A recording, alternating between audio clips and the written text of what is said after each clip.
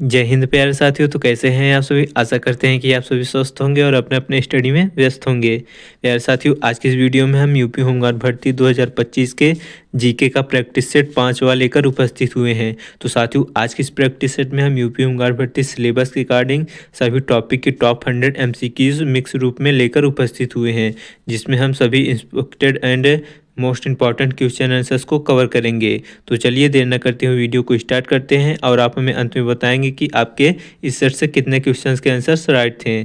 चलिए, question number 1 है, भारतीय संविधान को कब अपनाया गया था। तो इस क्वेश्चन पूछा गया कि भारतीय संविधान को कब अपनाया गया था। तो ऑप्शन को देखते हैं, 15 अगस्त 1947 को, या 26 जनवरी 1950 को, या 26 नवंबर 1949 को, या 2 अक्टूबर 1950 को। तो भारत का संविधान जो अपनाया गया था वह 26 नवंबर 1949 को भारत को संविधान को अपनाया गया था। और लागू कब किया गया था, तो यह 26 जनवरी 1950 को भारत का संविधान लागू किया गया था। तो ऑप्शन सी इस क्वेश्चन का करेक्ट आंसर हो जाएगा। 26 नवंबर 1949 को भारत का संविधान अपनाया गया था। चलिए नेक्स्ट क्वेश्चन देखते हैं। क्वेश्चन नंबर 2 है, हरित क्रांति का श्रेय किसे दिया जाता है। तो हरित क्रांति का श्रेय किसे दिया जाता है, तो राइट आंसर हो जाएगा MS स्वामीनाथन को हरित क्रांति का श्रेय दिया जाता है। ऑप्शन ए इस क्वेश्चन का राइट आंसर हो जाएगा। चलिए नेक्स्ट क्वेश्चन देखते हैं। क्वेश्चन नंबर 3 है, पृथ्वी का सबसे बड़ा महाद्वीप कौन सा है।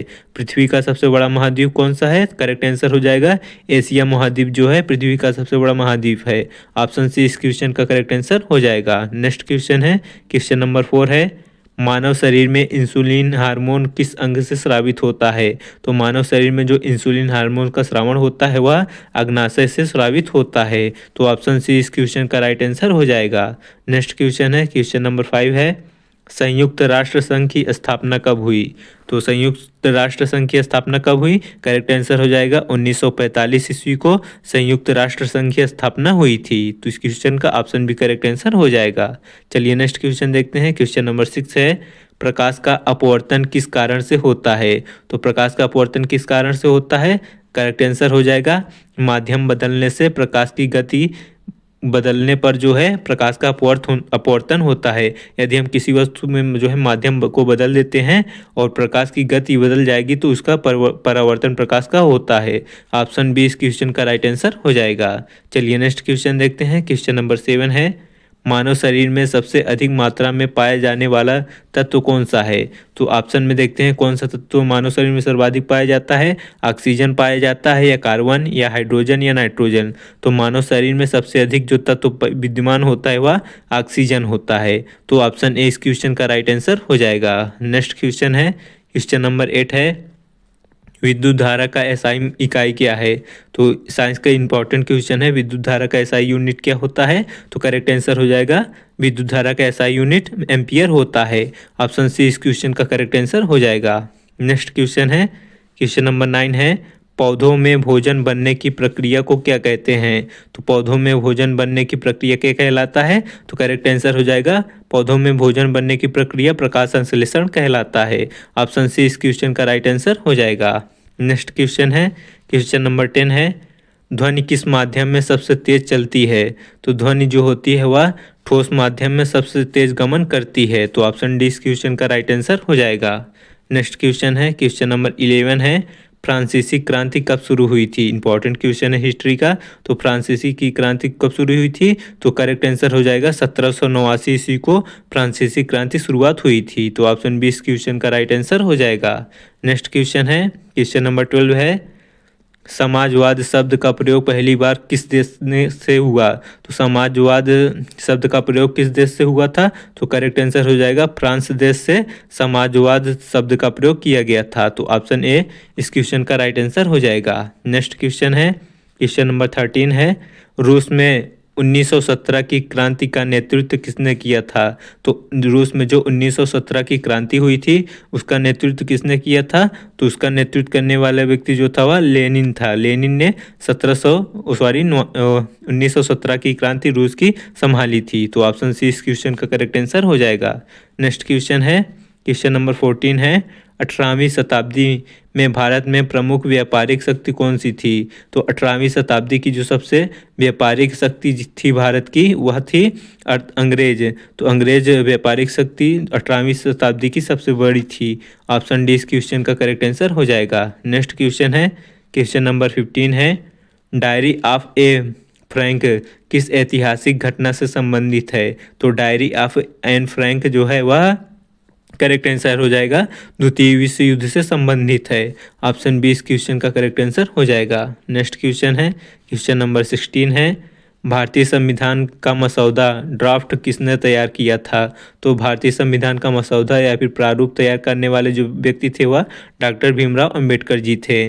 ऑप्शन बी इस क्वेश्चन का राइट आंसर हो जाएगा। नेक्स्ट क्वेश्चन है, क्वेश्चन नंबर 17 है, भारतीय संविधान को कब अंगीकृत किया गया था? तो हमें लगता है फिर से वही क्वेश्चन आ गया है, तो इस टाइप का ही पूछ सकता है, अंगीकृत कब किया गया था भारतीय संविधान को?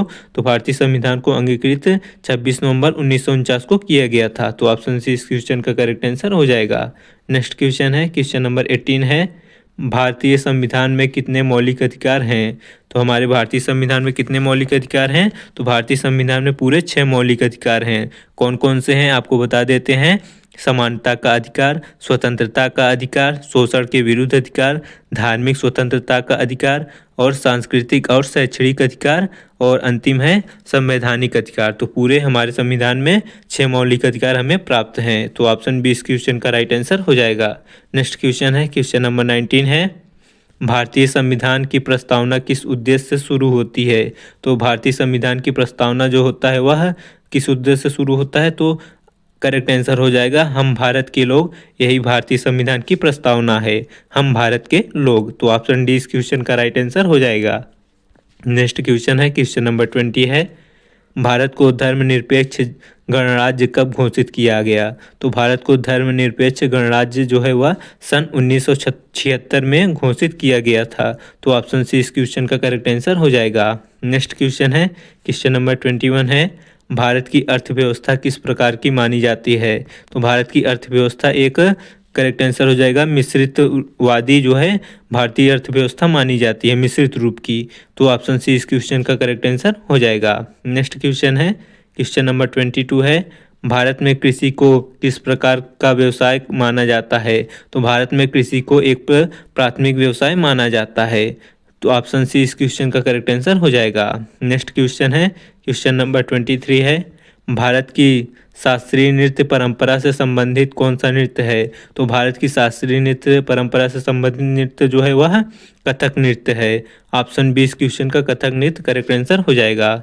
नेक्स्ट क्वेश्चन है, क्वेश्चन नंबर 24 है, भारतीय संस्कृति में वसुधैव कुटुंबकम का क्या अर्थ होता है? तो हमारी जो भारतीय संस्कृति है उसमें वसुधैव कुटुंबकम का अर्थ जो होता है वह होता है पूरा विश्व एक परिवार है। तो इम्पॉर्टेंट क्वेश्चन है, ऑप्शन सी इस क्वेश्चन का करेक्ट आंसर हो जाएगा। वैसे भी आपको वसुधैव कुटुंबकम का अर्थ अवश्य नॉलेज होना चाहिए। तो क्या होता है, पूरा विश्व एक परिवार है। चलिए नेक्स्ट क्वेश्चन देखते हैं, क्वेश्चन नंबर 25 है, भारत में पंचवर्षीय योजनाओं की शुरुआत किस वर्ष हुई थी? तो भारत देश में पंचवर्षीय योजनाओं की शुरुआत जो हुई थी वह 1951 ईस्वी से शुरू हुई थी। तो ऑप्शन सी इस क्वेश्चन का करेक्ट आंसर हो जाएगा।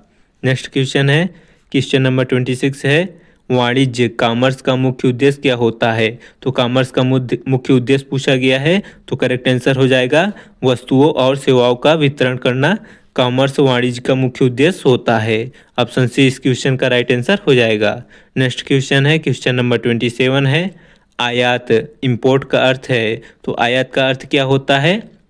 करेक्ट आंसर हो जाएगा बाहर के देश या फिर विदेश से किसी भी सामान या प्रोडक्ट माल को अपने देश में लाना आयात कहलाता है। और निर्यात क्या कहलाता है कि अपने देश की बनी हुई वस्तुएं विदेशों में भेजना निर्यात कहलाता है। तो ऑप्शन सी इस क्वेश्चन का करेक्ट आंसर हो जाएगा। नेक्स्ट क्वेश्चन है, क्वेश्चन नंबर 28 है, थोक व्यापारी जिसे होलसेलर कहते हैं का मुख्य उद्देश्य क्या होता है, फिर मुख्य कार्य क्या होता है? तो होलसेलर का मुख्य कार्य जो होता है वह बड़ी मात्रा में उत्पाद या माल को खरीदना होता है, होलसेलर का काम।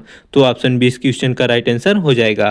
नेक्स्ट क्वेश्चन है, क्वेश्चन नंबर 29 है, जनसंख्या घनत्व पॉपुलेशन डेंसिटी का क्या अर्थ होता है? तो जनसंख्या घनत्व का अर्थ जो होता है वह प्रति वर्ग किलोमीटर में जनसंख्या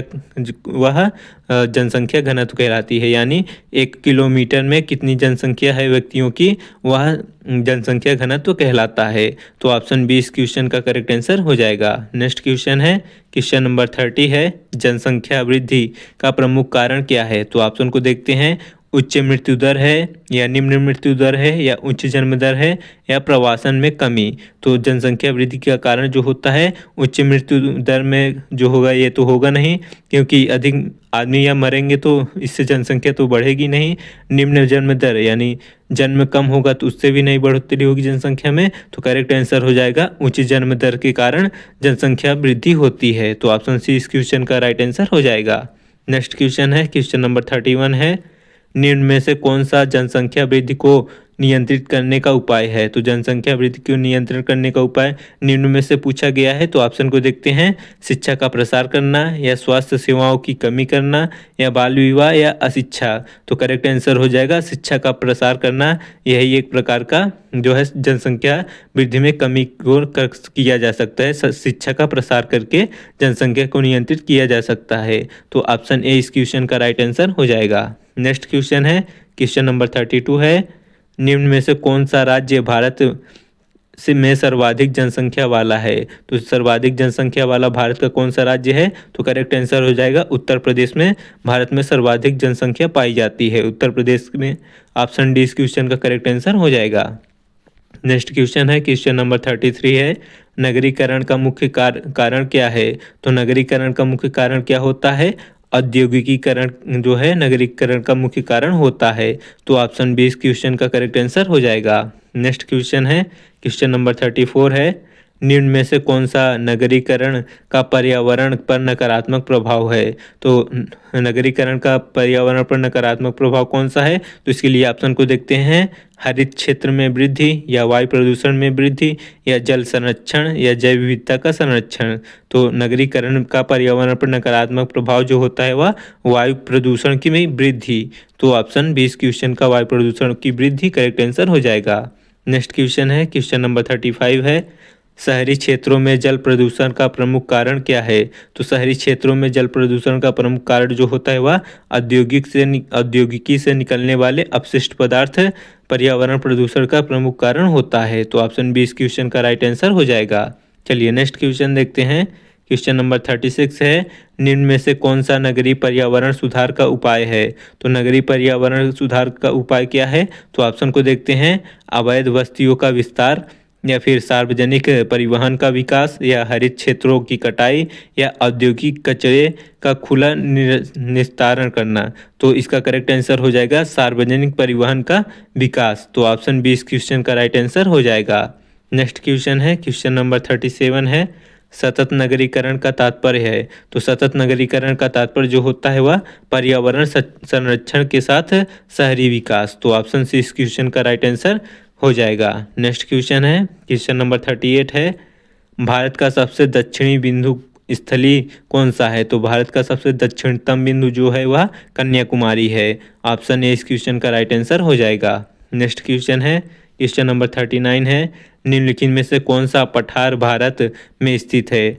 तो कौन सा पठार जो है भारत में स्थित है? तो करेक्ट आंसर हो जाएगा दक्कन का पठार जो है भारत में स्थित है निम्न में से। तो ऑप्शन बी इस क्वेश्चन का करेक्ट आंसर हो जाएगा। नेक्स्ट क्वेश्चन है, क्वेश्चन नंबर 40 है, निम्न में से कौन सी पर्वत श्रृंखला भारत को मध्य एशिया से अलग करती है? तो इसका करेक्ट आंसर हो जाएगा हिमालय पर्वत श्रृंखला जो है वह मध्य एशिया को भारत से अलग करती है। तो ऑप्शन सी इस क्वेश्चन का करेक्ट आंसर हो जाएगा। नेक्स्ट क्वेश्चन है, क्वेश्चन नंबर 41 है, उत्तर प्रदेश में सर्वाधिक वन क्षेत्र किस मंडल या क्षेत्र में पाया जाता है? तो उत्तर प्रदेश में सर्वाधिक वन क्षेत्र जो है वह तराई क्षेत्रों में पाया जाता है। तो ऑप्शन बी इस क्वेश्चन का राइट आंसर हो जाएगा।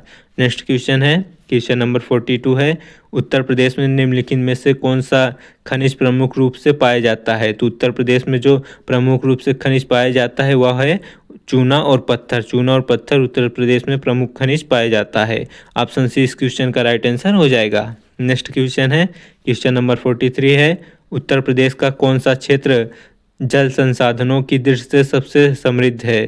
तो करेक्ट आंसर हो जाएगा तराई क्षेत्र जो है वह उत्तर प्रदेश का जल संसाधन से समृद्ध माना जाता है। ऑप्शन बी इस क्वेश्चन का राइट आंसर हो जाएगा। नेक्स्ट क्वेश्चन है, क्वेश्चन नंबर 44 है, उत्तर प्रदेश में पाई जाने वाली प्रमुख ऊर्जा संसाधन कौन सी है? तो उत्तर प्रदेश में जो प्रमुख ऊर्जा संसाधन पाई जाती है वह ताप विद्युत संयंत्र से ऊर्जा उत्पादित की जाती है। तो ऑप्शन सी इस क्वेश्चन का राइट आंसर हो जाएगा। नेक्स्ट क्वेश्चन है, क्वेश्चन नंबर 45 है, उत्तर प्रदेश में बालू मुख्य रूप से किस नदी से प्राप्त होती है? तो उत्तर प्रदेश में बालू जो प्राप्त की जाती है वह मुख्य रूप से गंगा नदी से प्राप्त की जाती है। तो ऑप्शन बी इस क्वेश्चन का राइट आंसर हो जाएगा।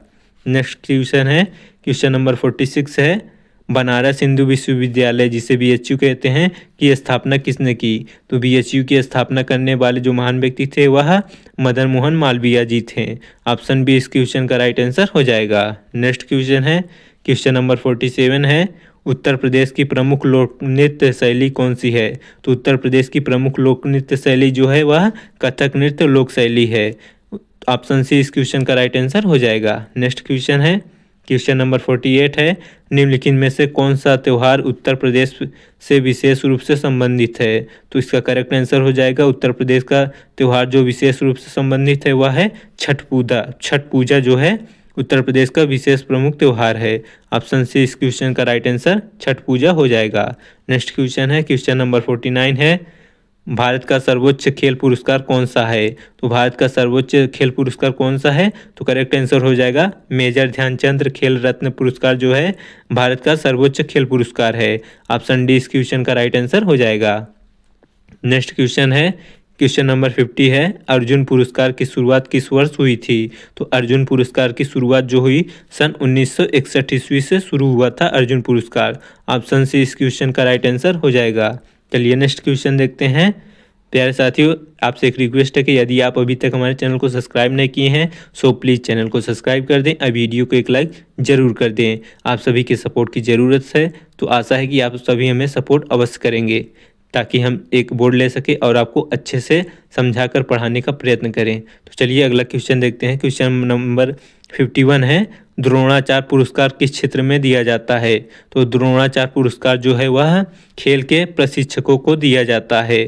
तो ऑप्शन सी इस क्वेश्चन का करेक्ट आंसर हो जाएगा। नेक्स्ट क्वेश्चन है, क्वेश्चन नंबर 52 है, भारत ने ओलंपिक खेलों का पहला स्वर्ण पदक किस खेल में जीता था? तो भारत देश ने जो ओलंपिक खेलों का पहला स्वर्ण पदक जीता था वह हॉकी में जीता था। तो ऑप्शन बी इस क्वेश्चन का राइट आंसर हो जाएगा। चलिए नेक्स्ट क्वेश्चन देखते हैं। क्वेश्चन नंबर 53 है, निम्नलिखित में से कौन भारत रत्न से सम्मानित खिलाड़ी हैं? तो ऑप्शन को देखते हैं, सचिन तेंदुलकर जी हैं या पीटी ऊषा हैं या मिल्खा सिंह है या अभिनव बिंद्रा जी। तो इसका करेक्ट आंसर हो जाएगा सचिन तेंदुलकर जो है वह भारत रत्न से पुरस्कृत हैं। तो ऑप्शन ए इस क्वेश्चन का राइट आंसर हो जाएगा। नेक्स्ट क्वेश्चन है, क्वेश्चन नंबर 54 है, उत्तर प्रदेश में भू स्वराज का मुख्य स्रोत क्या है? तो उत्तर प्रदेश में भू स्वराज का मुख्य स्रोत क्या होता है? कृषि भूमि। तो कृषि भूमि जो है उत्तर प्रदेश की भू स्वराज की मुख्य स्रोत है। तो ऑप्शन ए इस क्वेश्चन का राइट आंसर हो जाएगा। नेक्स्ट क्वेश्चन है, क्वेश्चन नंबर 55 है, उत्तर प्रदेश में भू स्वराज प्रशासन का सर्वोच्च अधिकारी कौन होता है? तो उत्तर प्रदेश में भू स्वराज प्रशासन का सर्वोच्च अधिकारी कौन होता है? तो करेक्ट आंसर हो जाएगा जिला अधिकारी जिसे डीएम कहते हैं, वह भू स्वराज प्रशासन का सर्वोच्च अधिकारी होता है। तो ऑप्शन ए इस क्वेश्चन का राइट आंसर हो जाएगा। नेक्स्ट क्वेश्चन है, क्वेश्चन नंबर 56 है, खतौनी का संबंध किससे होता है? तो ऑप्शन को देखते हैं, भूमि स्वामित्व से या जनगणना से या कर निर्धारण से या पंचायती व्यवस्था से। तो खतौनी का संबंध जो होता है वह भूमि स्वामित्व से होता है। तो ऑप्शन ए इस क्वेश्चन का करेक्ट आंसर हो जाएगा। नेक्स्ट क्वेश्चन है, क्वेश्चन नंबर 57 है, लेखपाल का मुख्य कार्य क्या होता है? तो लेखपाल का मुख्य कार्य क्या होता है? भूमि अभिलेखों का रखरखाव करना लेखपाल का मुख्य कार्य होता है। तो ऑप्शन बी इस क्वेश्चन का राइट आंसर हो जाएगा। नेक्स्ट क्वेश्चन है, क्वेश्चन नंबर 58 है, उत्तर प्रदेश में भूमि अभिलेखों का कंप्यूटरीकरण किस योजना के अंतर्गत किया जाता है? तो उत्तर प्रदेश में जो भी भूमि अभिलेख होते हैं, जैसे किसी का ज़मीन रजिस्ट्री करना या फिर ज़मीन को अदला बदली करना, तो उसका कंप्यूटरीकरण किस योजना या साइट के अंतर्गत होता है? तो करेक्ट आंसर हो जाएगा भूलेख योजना के अंतर्गत ये सभी कार्य किए जाते हैं। तो ऑप्शन बी इस क्वेश्चन का राइट आंसर हो जाएगा। नेक्स्ट क्वेश्चन है, क्वेश्चन नंबर 59 है, किसी जिले में कानून एवं व्यवस्था बनाए रखने की अंतिम जिम्मेदारी किसकी होती है? तो किसी जिले में कानून व्यवस्था बनाए रखना उस जिसकी अंतिम जिम्मेदारी है वह होती है जिलाधिकारी डीएम की। तो इस क्वेश्चन का ऑप्शन भी करेक्ट आंसर हो जाएगा। नेक्स्ट क्वेश्चन है, क्वेश्चन नंबर 60 है, भारतीय दंड संहिता आईपीसी को किस वर्ष लागू किया गया? तो भारतीय दंड संहिता को जो लागू किया गया था सन 1860 ईस्वी में लागू किया गया था। ऑप्शन बी इस क्वेश्चन का राइट आंसर हो जाएगा। चलिए नेक्स्ट क्वेश्चन देखते हैं। क्वेश्चन नंबर 61 है, किसी व्यक्ति को बिना वारंट गिरफ्तार करने का अधिकार किस धारा के अंतर्गत दिया जाता है? तो किसी व्यक्ति को बिना वारंट को गिरफ्तार करने का धारा जो है वह है सीआरपीसी धारा 41 के तहत बिना वारंट को किसी भी व्यक्ति को गिरफ्तार किया जा सकता है। तो ऑप्शन बी इस क्वेश्चन का करेक्ट आंसर हो जाएगा। नेक्स्ट क्वेश्चन है, क्वेश्चन नंबर 62 है, भारत में आतंकवाद विरोधी अभियानों के लिए प्रमुख विशेष बल कौन सा है? तो भारत में जो आतंकवाद विरोधी अभियानों के लिए प्रमुख विशेष बल है वह है एनएसजी। तो एनएसजी के माध्यम से आतंकवाद विरोधियों का प्रमुख सामना किया जा सकता है। तो ऑप्शन सी इस क्वेश्चन का करेक्ट आंसर हो जाएगा।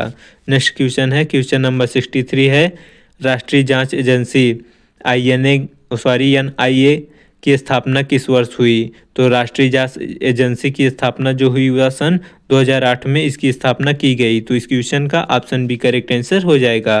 नेक्स्ट क्वेश्चन है, क्वेश्चन नंबर 64 है, आतंकवादी गतिविधियों से निपटने के लिए केंद्रीय सशस्त्र पुलिस बलों जिसे सीएपीएफ का नियंत्रण किस मंत्रालय के अधीन होता है? तो सीएपीएफ का नियंत्रण जो होता है वह गृह मंत्रालय के अधीन होता है। ऑप्शन बी इस क्वेश्चन का करेक्ट आंसर हो जाएगा। नेक्स्ट क्वेश्चन है, क्वेश्चन नंबर 65 है, वीआईपी या फिर वीवीआईपी सुरक्षा के लिए भारत में किस श्रेणी को सर्वोच्च माना जाता है? तो वीआईपी सुरक्षा के लिए जो होता है वह Z+ श्रेणी को सर्वोच्च माना जाता है। ऑप्शन डी इस क्वेश्चन का करेक्ट आंसर हो जाएगा। चलिए नेक्स्ट क्वेश्चन देखते हैं। क्वेश्चन नंबर 66 है, भारत में नीति आयोग का गठन किस वर्ष किया गया? तो भारत में नीति आयोग का गठन जो किया गया था वह सन 2015 में किया गया था। तो ऑप्शन सी इस क्वेश्चन का राइट आंसर हो जाएगा। नेक्स्ट क्वेश्चन है, क्वेश्चन नंबर 67 है, संयुक्त राष्ट्र संघ की स्थापना कब हुई? तो संयुक्त राष्ट्र संघ की स्थापना जो हुई वह सन 1945 ईस्वी में की गई। तो ऑप्शन सी इस क्वेश्चन का राइट आंसर हो जाएगा। नेक्स्ट क्वेश्चन है, क्वेश्चन नंबर 68 है, विश्व स्वास्थ्य संगठन वर्ल्ड हेल्थ ऑर्गेनाइजेशन का मुख्यालय कहाँ स्थित है? तो WHO का मुख्यालय जो स्थित है वह जिनेवा में स्थित है। ऑप्शन सी इस क्वेश्चन का राइट आंसर हो जाएगा। नेक्स्ट क्वेश्चन है, क्वेश्चन नंबर 69 है, निम्नलिखित में से कौन सा संगठन अंतर्राष्ट्रीय मुद्रा से संबंधित है? तो करेक्ट आंसर हो जाएगा IMF जो होता है वह अंतर्राष्ट्रीय मुद्रा से संबंधित होता है। ऑप्शन बी इस क्वेश्चन का करेक्ट आंसर होगा। नेक्स्ट क्वेश्चन है, क्वेश्चन नंबर 70 है, भारत रत्न पुरस्कार किस क्षेत्र से संबंधित है? तो भारत रत्न पुरस्कार किस क्षेत्र में दिया जाता है? तो इसका राइट आंसर हो जाएगा साहित्य के क्षेत्र में और कला के क्षेत्र में, विज्ञान के क्षेत्र में, इन सभी क्षेत्रों में भारत रत्न पुरस्कार दिया जाता है। तो ऑप्शन डी इस क्वेश्चन का करेक्ट आंसर हो जाएगा, सभी क्षेत्रों में। अगला क्वेश्चन है, क्वेश्चन नंबर 71 है, ज्ञानपीठ पुरस्कार किस क्षेत्र से संबंधित है? तो ज्ञानपीठ पुरस्कार किस क्षेत्र में दिया जाता है? तो ज्ञानपीठ पुरस्कार जो है वह साहित्य के क्षेत्र में दिया जाता है। तो ऑप्शन बी इस क्वेश्चन का राइट आंसर हो जाएगा। नेक्स्ट क्वेश्चन है, क्वेश्चन नंबर 72 है, अर्जुन पुरस्कार किससे संबंधित है? तो अर्जुन पुरस्कार खेल से संबंधित होता है। खेल के क्षेत्र में अर्जुन पुरस्कार दिया जाता है। ऑप्शन बी इस क्वेश्चन का राइट आंसर हो जाएगा। नेक्स्ट क्वेश्चन है, क्वेश्चन नंबर 73 है, दादा साहब फाल्के पुरस्कार किस क्षेत्र में दिया जाता है? तो दादा साहब फाल्के पुरस्कार जो है वह सिनेमा के क्षेत्र में दिया जाता है। तो ऑप्शन डी इस क्वेश्चन का राइट आंसर हो जाएगा। चलिए नेक्स्ट क्वेश्चन देखते हैं। क्वेश्चन नंबर 74 है, भारत में महिलाओं को संपत्ति में समान अधिकार किस कानून के तहत मिले हैं? तो भारत में महिलाओं को संपत्ति के समान अधिकार जो है वह कानून हिंदू उत्तराधिकारी संशोधन अधिनियम 2005 के तहत यह अधिकार प्राप्त हुआ है महिलाओं को। तो इस क्वेश्चन का ऑप्शन भी करेक्ट आंसर हो जाएगा। नेक्स्ट क्वेश्चन है, क्वेश्चन नंबर 75 है, भारत में महिला सशक्तिकरण से संबंधित कौन सी योजना ग्रामीण महिलाओं के लिए स्वरोजगार पर केंद्रित है? तो इस क्वेश्चन का करेक्ट आंसर हो जाएगा राष्ट्रीय ग्रामीण आजीविका मिशन जो है वह महिला सशक्तिकरण से संबंधित योजना महिला ग्रामीण स्वरोजगार पर केंद्रित होती है। तो ऑप्शन सी इस क्वेश्चन का राइट आंसर हो जाएगा। चलिए नेक्स्ट क्वेश्चन देखते हैं। क्वेश्चन नंबर 76 है, पंचायतों में महिलाओं के लिए न्यूनतम कितने प्रतिशत आरक्षण का प्रबंधन होता है? तो पंचायती राज व्यवस्था में महिलाओं की जो न्यूनतम प्रतिशत आरक्षण है वह 33% होता है। महिलाओं को आरक्षण दिया जाता है। तो इस क्वेश्चन का ऑप्शन सी करेक्ट आंसर हो जाएगा। नेक्स्ट क्वेश्चन है, क्वेश्चन नंबर 77 है, कार्यस्थल पर महिलाओं के यौन उत्पीड़न से संरक्षण हेतु कानून कब लागू हुआ? तो कार्यस्थल पर महिलाओं के यौन उत्पीड़न के संरक्षण हेतु जो कानून लागू हुआ था सन 2013 में यह कानून लागू किया गया। ऑप्शन सी इस क्वेश्चन का करेक्ट आंसर हो जाएगा। नेक्स्ट क्वेश्चन है, क्वेश्चन नंबर 78 है, बेटी बचाओ बेटी पढ़ाओ योजना का मुख्य उद्देश्य क्या है? तो बेटी बचाओ बेटी पढ़ाओ योजना का मुख्य उद्देश्य जो है वह बालिका शिक्षा एवं संरक्षण होता है। तो ऑप्शन बी इस क्वेश्चन का करेक्ट आंसर हो जाएगा। नेक्स्ट क्वेश्चन है, क्वेश्चन नंबर 79 है, अंतर्राष्ट्रीय महिला दिवस कब मनाया जाता है? इंपॉर्टेंट क्वेश्चन है। अंतर्राष्ट्रीय महिला दिवस जो है 8 मार्च को मनाया जाता है। तो ऑप्शन बी इस क्वेश्चन का करेक्ट आंसर हो जाएगा। नेक्स्ट क्वेश्चन है, क्वेश्चन नंबर 80 है, विश्व पर्यावरण दिवस किस तिथि को मनाया जाता है? तो विश्व पर्यावरण दिवस 5 जून को मनाया जाता है। ये भी इंपॉर्टेंट दिन है, दिवस है, इसको भी आप याद रख लेंगे। विश्व पर्यावरण दिवस 5 जून को मनाया जाता है। ऑप्शन बी इस क्वेश्चन का करेक्ट आंसर हो जाएगा। नेक्स्ट क्वेश्चन है, क्वेश्चन नंबर 81 है, राष्ट्रीय युवा दिवस भारत में किसकी जयंती पर मनाया जाता है? तो राष्ट्रीय युवा दिवस भारत में स्वामी विवेकानंद की जयंती पर मनाया जाता है। तो इस क्वेश्चन का ऑप्शन बी करेक्ट आंसर हो जाएगा। नेक्स्ट क्वेश्चन है, क्वेश्चन नंबर 82 है, अंतर्राष्ट्रीय योग दिवस कब मनाया जाता है? तो अंतर्राष्ट्रीय योग दिवस 21 जून को मनाया जाता है। ऑप्शन बी इस क्वेश्चन का राइट आंसर हो जाएगा। नेक्स्ट क्वेश्चन है, क्वेश्चन नंबर 83 है, विश्व एड्स दिवस कब मनाया जाता है? तो विश्व एड्स दिवस 1 दिसंबर को मनाया जाता है। तो ऑप्शन ए इस क्वेश्चन का राइट आंसर हो जाएगा। नेक्स्ट क्वेश्चन है, क्वेश्चन नंबर 84 है, डिस्कवरी ऑफ इंडिया पुस्तक के लेखक कौन हैं? तो डिस्कवरी ऑफ इंडिया पुस्तक के लेखक जो हैं वह जवाहरलाल नेहरू जी हैं। तो इस क्वेश्चन का ऑप्शन बी करेक्ट आंसर हो जाएगा।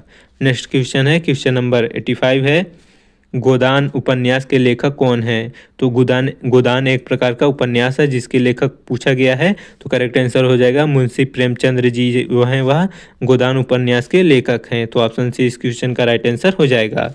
नेक्स्ट क्वेश्चन है, क्वेश्चन नंबर 86 है, विंग्स ऑफ फायर पुस्तक किसके जीवन पर आधारित है? तो विंग्स ऑफ फायर पुस्तक जो है वह डॉक्टर APJ अब्दुल कलाम के जीवन पर आधारित है। तो ऑप्शन बी इस क्वेश्चन का करेक्ट आंसर हो जाएगा। नेक्स्ट क्वेश्चन है, क्वेश्चन नंबर 87 है, गीतांजलि के रचयिता कौन है? तो आप इसका करेक्ट आंसर बताएंगे। गीतांजलि के रचयिता कौन है? तो गीतांजलि के रचयिता रविन्द्रनाथ टैगोर जी हैं। तो ऑप्शन बी इस क्वेश्चन का करेक्ट आंसर हो जाएगा। नेक्स्ट क्वेश्चन है, क्वेश्चन नंबर 88 है, भूकंप का मुख्य कारण क्या होता है? तो भूकंप का मुख्य कारण जो होता है हमारे पृथ्वी की जो प्लेट निचली सतह की प्लेटें हैं उसके गति के कारण भूकंप आते हैं। तो ऑप्शन बी इस क्वेश्चन का करेक्ट आंसर हो जाएगा, प्लेटों की गति। चलिए नेक्स्ट क्वेश्चन देखते हैं। क्वेश्चन नंबर 89 है, चक्रवात का निर्माण मुख्यतः किस महासागर के क्षेत्र में होता है? तो चक्रवात का निर्माण जो मुख्यतः होता है वह विषुवतीय क्षेत्र में होता है। तो ऑप्शन बी इस क्वेश्चन का करेक्ट आंसर हो जाएगा। नेक्स्ट क्वेश्चन है, क्वेश्चन नंबर 90 है, ज्वालामुखी से निकलने वाला द्रवित पदार्थ क्या कहलाता है?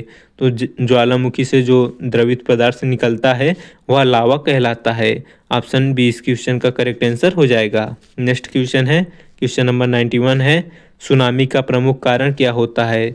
तो सुनामी आने का प्रमुख कारण क्या होता है? तो ऑप्शन को देखते हैं, समुद्री तूफान होता है या समुद्र तल पर भूकंप या अत्यधिक वर्षा या हिमस्खलन। तो सुनामी आने का मुख्य कारण जो होता है वह समुद्री तल में भूकंप होता है। तो ऑप्शन बी इस क्वेश्चन का करेक्ट आंसर हो जाएगा। नेक्स्ट क्वेश्चन है, क्वेश्चन नंबर 92 है, सोशल मीडिया का मुख्य उद्देश्य क्या है? तो ऑप्शन को देखते हैं, केवल मनोरंजन के लिए या सूचना आदान प्रदान के लिए एवं संवाद के लिए या फिर ऑनलाइन खरीदारी के लिए या सरकारी कार्य के लिए। तो सोशल मीडिया का मुख्य कार्य जो होता है वह सूचना का आदान प्रदान एवं संवाद के लिए होता है सोशल मीडिया का उपयोग। तो ऑप्शन बी इस क्वेश्चन का राइट आंसर हो जाएगा। नेक्स्ट क्वेश्चन है, क्वेश्चन नंबर 93 है, ट्विटर जिसे अब एक्स कहा जाता है पर एक पोस्ट में अधिकतम कितने अक्षर सामान्य उपयोगकर्ता के हो सकते हैं? तो ट्विटर पर जो एक पोस्ट होता है उसमें लगभग जो है 280 अक्षर के हम पोस्ट कर सकते हैं सोशल मीडिया पर। तो ऑप्शन बी इस क्वेश्चन का करेक्ट आंसर हो जाएगा। सामान्य व्यक्ति के लिए 280 अक्षर के हम पोस्ट कर सकते हैं। चलिए नेक्स्ट क्वेश्चन देखते हैं। क्वेश्चन नंबर 94 है, निम्नलिखित में से कौन सा सोशल मीडिया प्लेटफॉर्म मुख्य रूप से वीडियो साझा करने के लिए उपयोग किया जाता है? तो इसका करेक्ट आंसर हो जाएगा कौन सा प्लेटफॉर्म है? तो यूट्यूब प्लेटफॉर्म ऐसा प्लेटफॉर्म है जिस पे हम वीडियो को ज़्यादा से ज़्यादा समय तक जो है साझा कर सकते हैं या काफ़ी लेंथ में साझा कर सकते हैं। तो ऑप्शन डी इस क्वेश्चन का करेक्ट आंसर हो जाएगा। नेक्स्ट क्वेश्चन है, क्वेश्चन नंबर 95 है, फेक न्यूज झूठी खबर का सबसे बड़ा खतरा क्या है? तो फेक न्यूज़ का सबसे बड़ा खतरा जो होता है वह सामाजिक भ्रम एवं तनाव होता है, समाज में भ्रम फैलाना और तनाव देना। तो ऑप्शन बी इस क्वेश्चन का राइट आंसर हो जाएगा। नेक्स्ट क्वेश्चन है, क्वेश्चन नंबर 96 है, डिजिटल संचार में वायरल होने का अर्थ क्या है? तो डिजिटल संचार में वायरल होने का जो अर्थ होता है वह संदेश का तेजी से व्यापक रूप में फैलना, यही वायरल कहलाता है। तो ऑप्शन बी इस क्वेश्चन का करेक्ट आंसर हो जाएगा। नेक्स्ट क्वेश्चन है, क्वेश्चन नंबर 97 है, गुटनिरपेक्ष आंदोलन का प्रथम सम्मेलन कहाँ आयोजित किया गया? इंपॉर्टेंट क्वेश्चन है। तो गुटनिरपेक्ष आंदोलन का प्रथम सम्मेलन जो आयोजित किया गया था वह बेलग्रेड में आयोजित किया गया था। तो ऑप्शन ए इस क्वेश्चन का राइट आंसर हो जाएगा। नेक्स्ट क्वेश्चन है, क्वेश्चन नंबर 98 है, G20 शिखर सम्मेलन 2023 का आयोजन कहाँ किया गया? तो G20 शिखर सम्मेलन 2023 का आयोजन नई दिल्ली में किया गया। तो ऑप्शन बी इस क्वेश्चन का राइट आंसर हो जाएगा। नेक्स्ट क्वेश्चन है, क्वेश्चन नंबर 99 है, संयुक्त राष्ट्र जलवायु परिवर्तन सम्मेलन का मुख्य उद्देश्य क्या होता है? तो संयुक्त राष्ट्र जलवायु परिवर्तन सम्मेलन का मुख्य उद्देश्य क्या है? तो करेक्ट आंसर हो जाएगा पर्यावरण संरक्षण एवं जलवायु परिवर्तन पर चर्चा।